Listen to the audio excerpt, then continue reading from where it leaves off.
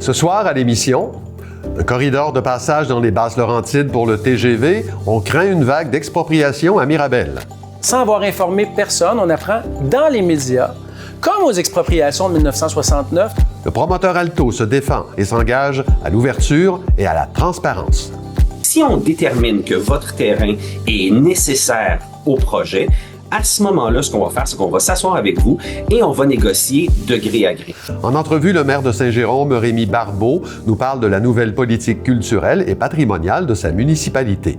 Il y a plein de façons qu'on peut aller chercher une identité pertinente là, pour la population. Je m'entretiens également avec Benoît Archambault à propos de la série L'envers du spectacle au cabaret La Petite Église. Je veux connaître les chemins de travers, les doutes, les remises en question, mais aussi les éclairs de génie. Qu'est-ce qui a mené à l'aboutissement du spectacle? Enfin, Sébastien Lauzon s'exprime sur la fermeture de l'unité des naissances à l'hôpital de Saint-Eustache. Les Basses-Laurentides, dans le fond, devraient avoir plus de services, devraient avoir plus de volume de services et non moins. Bienvenue à Accès Local.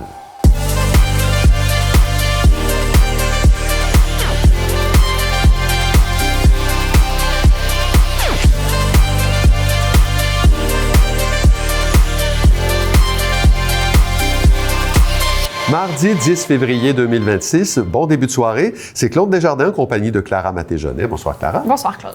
Le projet de train à grande vitesse qui va relier Québec à Toronto fait beaucoup jaser dans la région. Vous faites le point avec nous. Oui, Claude, ce sont des inquiétudes qui ont été soulevées par des politiciens et des citoyens de la région quant au risque d'expropriation à Mirabel, inclus dans la nouvelle mouture du projet de TGV. Alors, je rappelle un peu les faits. Ce projet d'envergure a été annoncé officiellement l'année dernière par le gouvernement canadien. Une fois en place, le train à grande vitesse reliera Québec à Toronto en 4h30 environ et Québec à Montréal en 1h30. Ça représente plus de 1000 km de voies principalement électrifiées et une vitesse pouvant atteindre plus de 300 km à l'heure.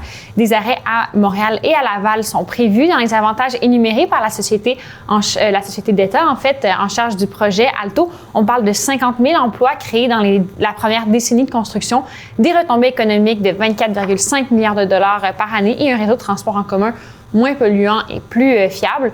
Le coût total du projet est estimé à environ 100 milliards de dollars et le train entrera en service au plus tôt au début des années 2040. Et là, ce qui fait beaucoup parler, Clara, c'est le dévoilement d'un nouveau corridor de passage, ici même dans les Basses-Laurentides. Oui, tout à fait. Donc, vous comprendrez qu'on en est vraiment aux premières étapes du projet. Des ébauches d'un potentiel corridor avait circulé qui ne touchait pas la région, mais il y a quelques semaines, un nouveau corridor officiel a été dévoilé par Radio-Canada, ce qui a soulevé l'indignation de Jean-Denis Garon, député bloquiste de Mirabel, qui a fait une sortie remarquée dans les médias sociaux, puis à la Chambre des communes. Sans consultation, sans appel aux élus, sans consultation du public, sans avoir informé personne, on apprend dans les médias, comme aux expropriations de 1969, soit dit en passant, où les gens avaient appris ça dans le Journal de Montréal, qu'il y a un nouveau corridor.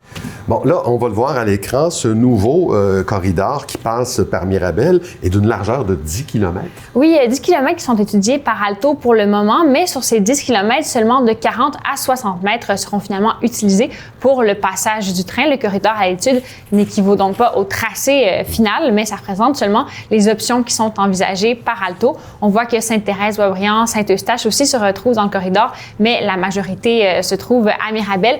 Benoît Bourdeau, qui est porte-parole d'Alto, se veut rassurant. On va essayer de respecter la limite des terrains autant que possible et on va essayer de suivre autant que possible, encore une fois, des emprises qui sont déjà existantes, que ce soit des autoroutes, des lignes hydroélectriques, des pipelines mains et la limite des terrains, ce qui va faire en sorte qu'on va minimiser les impacts. Alors, malgré cela, à Mirabel, ça ravive de mauvais souvenirs. Vous voyez que le corridor passe sur des terres agricoles chez des gens qui ont déjà vécu les expropriations de l'aéroport. Alors, cette menace d'expropriation qui plane depuis la publication de cette nouvelle carte, elle inquiète plusieurs personnes, dont la mairesse de Mirabel, Roxane Terrien. On peut l'écouter, suivie de M. Bourdeau. Le mot expropriation ici doit quasiment être chuchoté à Mirabel et je réitère que il faut mettre des gants blancs pour le fédéral pour dire ce mot-là.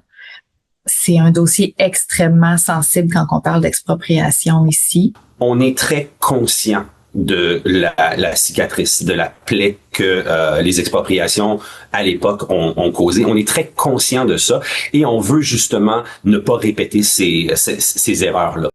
Et bien évidemment, Clara, les agriculteurs de la région ont réagi. Oui, dans un communiqué, l'Union des producteurs agricoles Outaouais-Laurentides appelle à protéger les terres cultivables qui représentent moins de 2 % du territoire québécois. Elle clame aussi que le projet n'amène aucun avantage pour les agriculteurs et pour les communautés rurales. L'UPA demande à Alto de préciser le plus rapidement possible le tracé envisagé car le flou actuel rend les agriculteurs, je cite, très nerveux. Merci Clara, on se revoit plus tard dans l'émission. Il y a encore beaucoup à dire sur ce dossier-là. Oui, à plus tard, Claude. La mairesse de Rosemère, Marie-Hélène Pitre, a dévoilé les priorités de son administration en matière de développement économique lors du dîner sur le budget 2026 tenu le 28 janvier dernier. À cette occasion, elle a confirmé le renouvellement du partenariat entre la ville et l'aile Rosemère de la Chambre de commerce et d'industrie Thérèse de Blainville, qui lancera au printemps 2026 la 6e édition de la campagne d'achat local « J'achète à Rosemère ». Celle-ci a pour but de faire la promotion des commerces de proximité et de stimuler l'achat local. Le conseil municipal de la ville de Mirabel a entériné l'octroi de contrat pour la construction d'une nouvelle caserne de pompiers sur la rue de l'Avenir, dans le secteur de Saint-Janvier. Ce projet vise à renforcer la sécurité publique et l'efficacité des interventions d'urgence sur le territoire. L'organisation spatiale de la caserne comprend 3 secteurs principaux, soit la zone de vie des pompiers, la zone d'urgence et la zone administrative située à l'étage.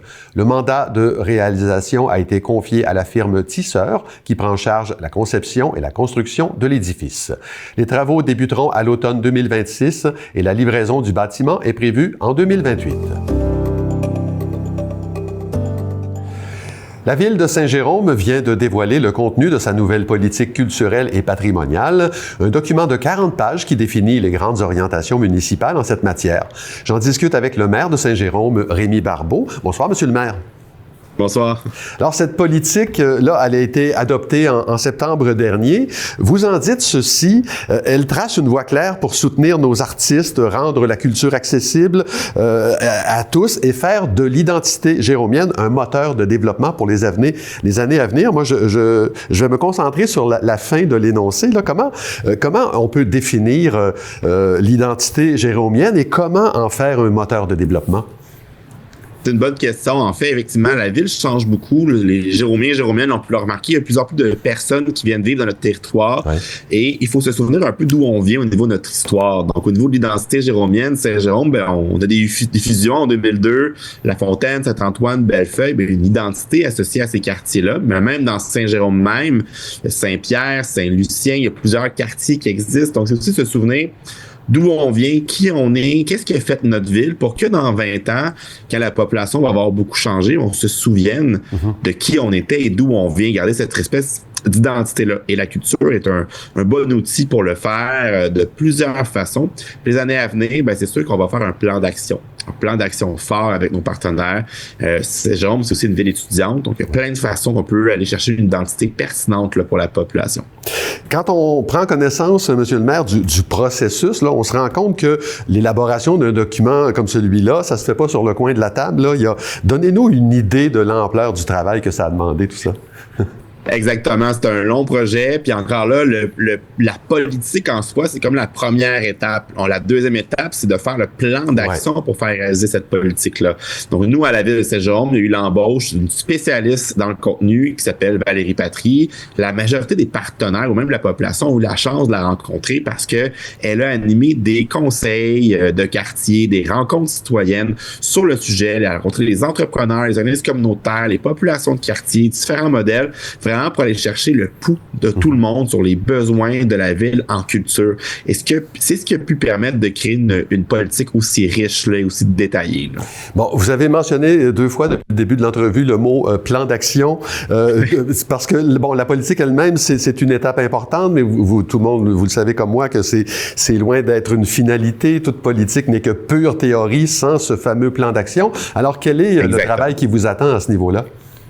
C'est ça. En fait, l'administration précédente a vraiment travaillé sur la politique et notre administration va devoir faire le plan d'action. Ouais. En fait, c'est ce qui évite la politique d'être, qu'on peut dire en bon québécois, tabletté et dormir. C'est qu'on le fait, dans le fond, vraiment, si on veut la faire vivre, on doit avoir des actions claires. Donc, le plan d'action, c'est de prendre chacun des axes de cette politique puis de s'assurer comment on peut le réaliser, en combien de temps on peut le réaliser, qui est responsable. Donc, le plan d'action va être détaillé avec un responsable de chacun puis il va y avoir un comité qui va être créé entre 14 à 16 personnes qui va être composé d'élus, de membres du public, de la population, des partenaires, des employés de la ville, vraiment pour être le chien de garde de cette politique-là, puis s'assurer qu'elle soit vraiment mise en valeur. Là, on est à l'étape de la formation de ce comité-là. Je pense qu'on peut encore postuler. Oui. Exactement, jusqu'au 17 février prochain, les gens peuvent postuler en ligne sur le site de la ville de Saint-Jérôme, /culture. OK, puis il va se mettre au travail quand, ce comité-là? Dès rapidement, dès ce printemps, là, on va commencer à le former puis commencer les premières rencontres. Le but, c'est d'avoir un plan d'action le plus rapidement possible pour qu'on puisse faire les actions concrètes puis vraiment favoriser la culture. On rentre dans une nouvelle ère. Là. On veut vraiment la culture de l'avant. Là. Et ça pourra prendre, je sais pas moi, combien de temps avant qu'on voit une première action officielle? Ah mon Dieu, vous pourrez être surpris. Déjà cette année, il va y avoir des actions qui vont être faites. Il y a ce qu'on appelle des quick wins, là, des gains rapides. Là. Il y a des choses qui peuvent être faites très efficacement. Là. Donc, les gens peuvent voir des changements déjà dès l'été qui s'en vient. Oui. Monsieur le maire, on vit une période en ce moment où ça devient très facile de couper dans tout ce qui apparaît superflu sans en payer le prix politique. Je pense à la culture, l'environnement, les mesures sociales. Avez-vous l'intention, vous, de bien la défendre, cette politique-là? Vous avez raison. Il y a quelque chose qui est intangible avec la culture. C'est dur de débattre sur la place publique quand on voit un trou dans la rue. On le sait, le trou, il est là. On doit le réparer. On doit vraiment le mettre de l'argent pour le faire. Mais quand on parle de culture, le trou est pas toujours visible. Les gens s'en rendent pas compte au quotidien. Donc oui, on a un beau travail de communication à faire, autant aux équipes internes qu'à la population. Et Saint-Jérôme, dans le dernier budget, on a réservé une enveloppe d'1 million en développement social. Donc ça, c'est tout ce qui est culture, sport, loisirs, activités. Donc, on a de l'argent disponible pour réaliser ce programme-là, ce projet-là. On a très hâte de voir le plan d'action de cette politique culturelle et patrimoniale. Rémi Barbeau, maire de Saint-Jérôme, merci beaucoup d'avoir été avec nous. Ça fait plaisir. Bonne soirée. Bonne soirée. La MRC de la Rivière-du-Nord présente Panorama, un nouveau prix dédié aux entreprises d'économie sociale. Cette initiative se veut une vitrine de l'entrepreneuriat sous toutes ses formes. Les inscriptions sont ouvertes dès maintenant et ce jusqu'au 15 mars 2026. La première édition de cette remise de prix, qui aura lieu le 1er avril prochain, marquera également la remise des prix locaux du défi Ose entreprendre, volet création d'entreprises, qui met en lumière la relève entrepreneuriale. L'équipe d'Inca sera de passage au Centre culturel et communautaire Thérèse de Blainville le mercredi 25 février de 9h30 à 15h pour y présenter son hub mobile qui offrira une variété de ressources pour les personnes ayant une limitation visuelle. Cet événement présentera des kiosques, un atelier techno sur les différentes applications d'intelligence artificielle et un atelier d'entraide pour partager des astuces sur les activités de la vie quotidienne à la maison.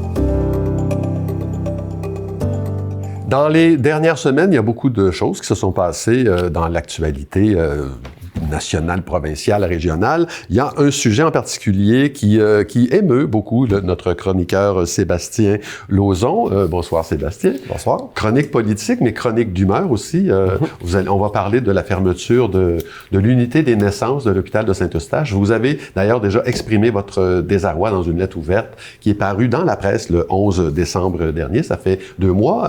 On en est où là dans ce dossier-là? En fait, si on rappelle les faits, on parle de 1400 accouchements qui ont lieu annuellement à Saint-Eustache et Santé Québec, en lien avec une pénurie notamment de médecins spécialistes, a décidé de transférer au départ les accouchements à Laval, en dehors de la région administrative, et finalement les a transférés à Saint-Jérôme, bien que les femmes peuvent décider d'aller à Laval s'ils le souhaitent.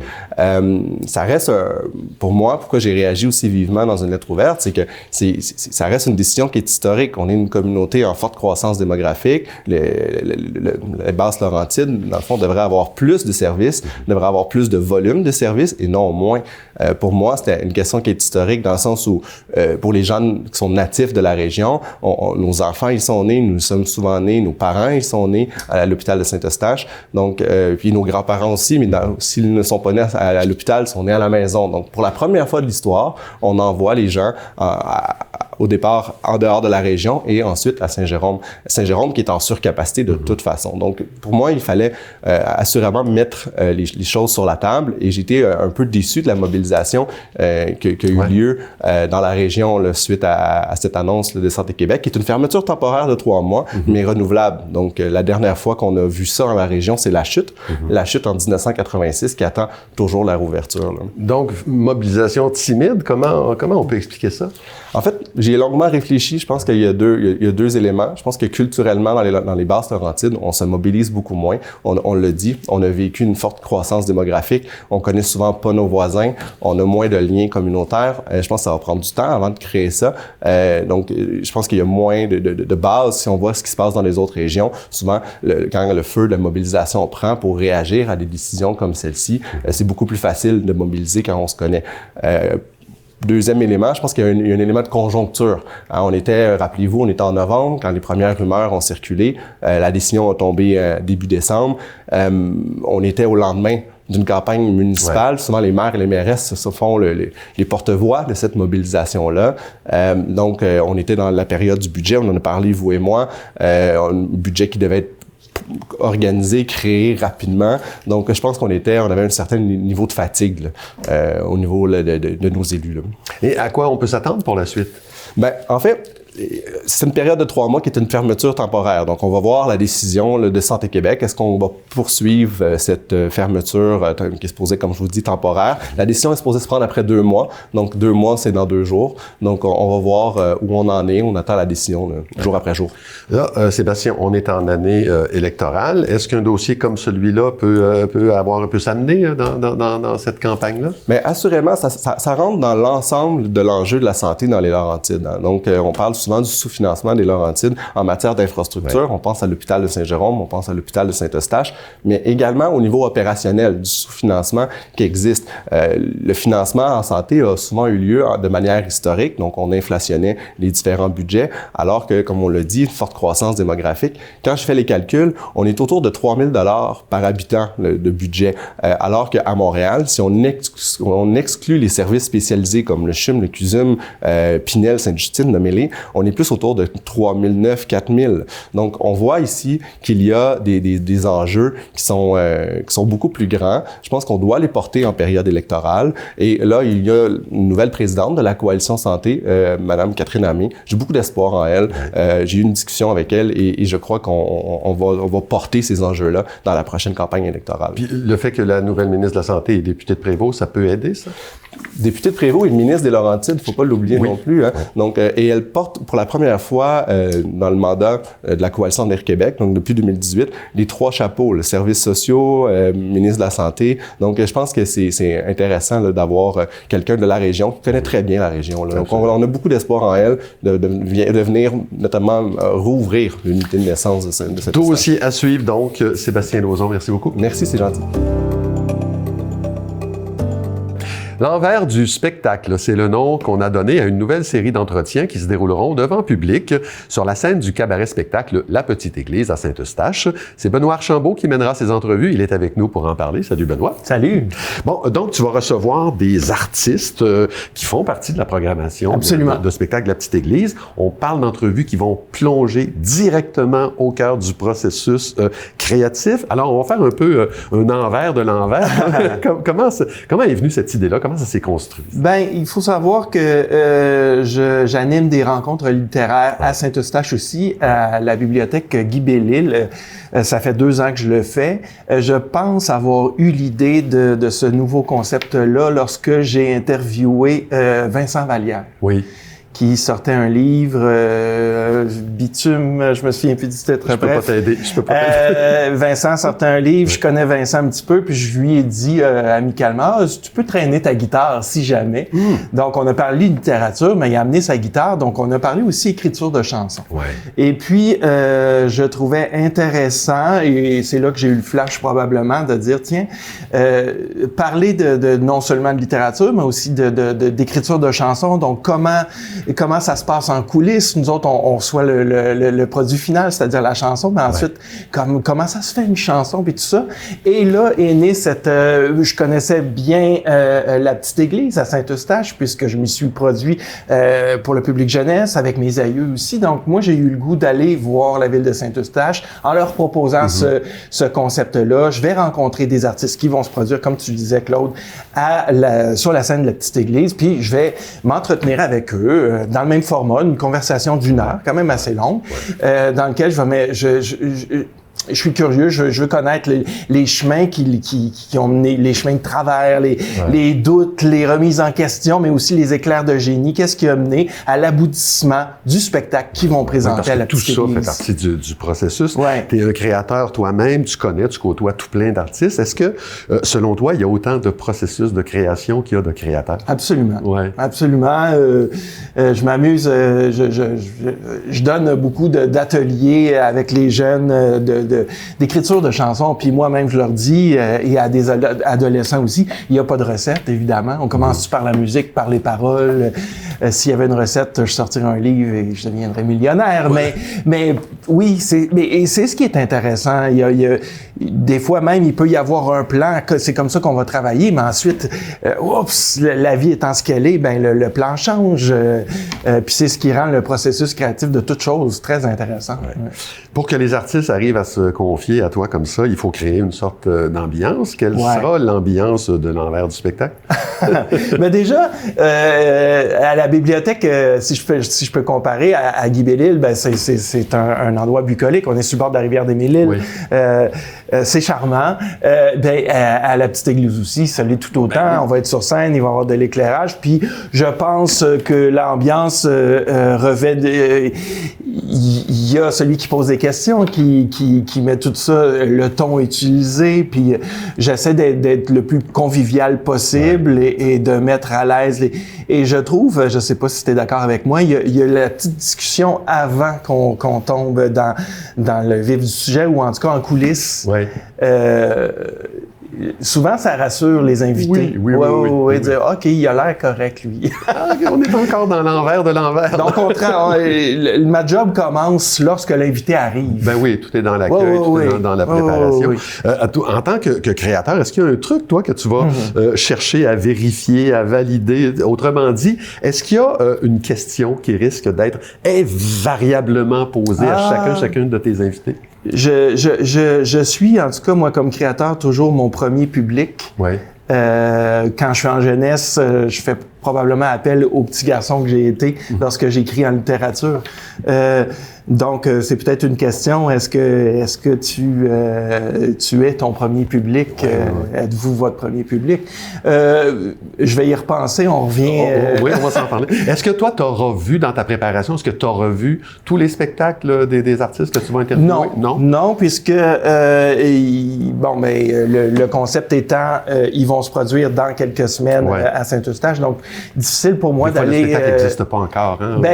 Et parfois il existe, mais en région un petit peu plus loin. Et moi-même étant en tournée et en travail sur différentes choses, c'est difficile pour moi. Mais en même temps, ça me donne un regard neuf sur ça me fera peut-être poser d'autres questions. Je veux pas divulgacher et parler du spectacle. Puis j'oserais même suggérer l'idée que pour le public, c'est pas nécessaire non plus d'avoir vu le spectacle. Absolument le processus on parle de processus de création, c'est déjà intéressant et c'est déjà tout le temps qu'on a. Benoît Archambault, désolé. En tout cas, je rappelle que ce soir, là, c'est en même temps qu'on se parle. On a Chantal Lamarre. De jaser avec Chantal Lamarre. Le 10 mars prochain, c'est les deux frères. Oui. Un petit peu plus tard, la date m'échappe, c'est Hubert Proulx et son fils qui viennent. Donc, c'est une petite mouture, puis il y en aura d'autres cet automne. Petite église. 12 $, c'est rien. Benoît Archambault, merci. Bon succès. On est de retour avec Clara Maté-Jonet, donc on revient là sur ces inquiétudes qui ont été soulevées par le dévoilement du nouveau corridor de passage pour le TGV Québec-Toronto. Qu'est-ce qui est reproché exactement au promoteur Alto? Alors, ce qui est revenu souvent dans mes discussions avec M. Garon et Mme Terrien, c'est le manque de transparence qu'il reprochait à la Société d'État de ne pas avoir mis au courant les élus des étapes du projet. Alors, il y a bel et bien eu des rencontres avec la mairesse de Mirabel cet automne et Alto tient présentement des séances de portes ouvertes en personne ou en ligne, mais M. Garon doute de leur crédibilité. On peut écouter M. Bourdeau, porte-parole d'Alto, suivi de M. Garon. Notre but, c'est d'être le plus transparent possible, le plus ouvert possible, et tout le feedback qu'on va recevoir des consultations publiques, donc des portes ouvertes, la plateforme en ligne et des consultations virtuelles, tout ce feedback-là va être colligé et va être pris en compte dans les analyses. C'est un exercice de relations publiques à porte close, pour faire en sorte de mater toute opposition, aussi constructive soit-elle à leur projet, en attendant que la loi soit changée et que le bulldozer puisse passer.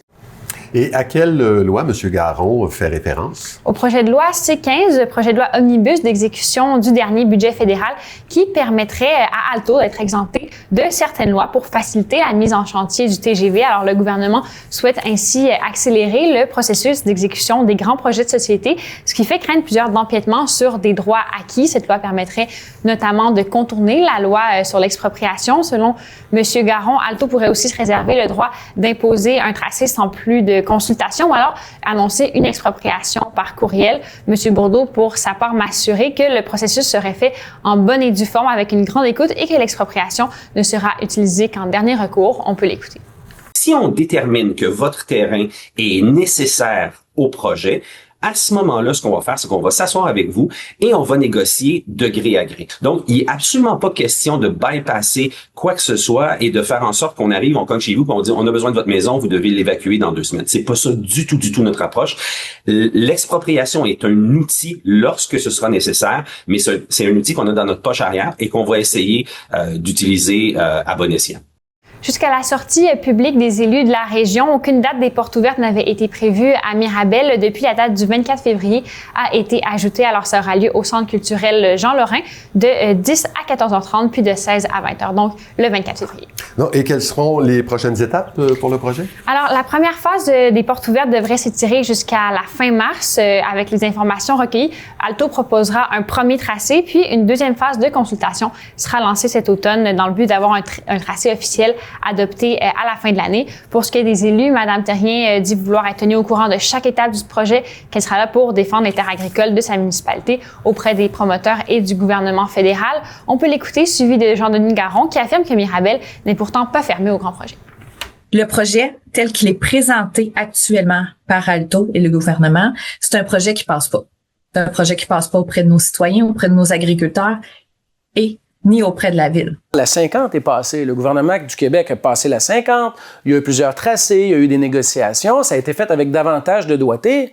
Et on n'a pas fait de pas dans ma cour. La 50, elle est bien là aujourd'hui et ça a fonctionné. Alors, c'est pas une question de pas dans ma cour. C'est que Alto, jusqu'à maintenant, s'est comporté comme un cancre. Alors, bien sûr, Alto s'est défendu de ces accusations. Monsieur Garon a aussi fait adopter une motion cette semaine à la Chambre des communes pour demander au gouvernement des excuses officielles par rapport aux expropriations de 1969 à Mirabel. Et Monsieur Garon siège au comité permanent des finances qui examine présentement le projet de loi C-15 et a affirmé qu'il défendrait les intérêts de sa circonscription. Merci Clara, on se revoit demain. À demain, Claude. Et voilà, c'est tout pour aujourd'hui. Merci beaucoup d'avoir été là. L'émission Première Ligne suit à l'instant. Je vous rappelle que vous pouvez consulter l'ensemble de la programmation de TVBL sur notre site web et regarder nos émissions sur notre chaîne YouTube. Au nom de toute l'équipe, je vous souhaite une excellente soirée à notre antenne.